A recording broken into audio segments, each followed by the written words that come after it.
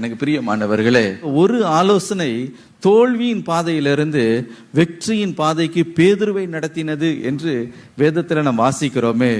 இன்றைக்கு ஒருவேளை வாழ்க்கையில நான் தோற்று போனவன் என்று நீங்கள் சொல்லிக் கொண்டு இருக்கலாம். நான் எல்லாம் பிரயாசப்பட்டு நல்லா படிச்சு பார்த்துட்டேன், எல்லாம் செய்து பார்த்துட்டேன், எல்லாம் தோல்வியில தான் முடிந்திருக்கிறது, சோர்ந்து போன நிலைமையில இருக்கலாம்.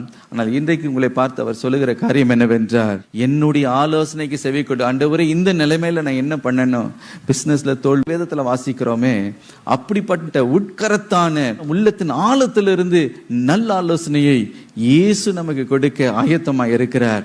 நம்மை பார்த்து சொல்லுகிறார், ஏதோ நான் பெரிய இறைவனாக உங்களுக்கு மத்தியில் இருப்பது பார்க்கிலும் ஏதோ உங்களை நான் சிநேகிதர் என்கிறேன் என்று சொல்லி இன்னும் அவரோடு நெருங்கும்படி நம்மை அழைக்கிறார். எவ்வளவு பெரிய பாக்கியம் பாருங்க. ஹல்லேலூயா.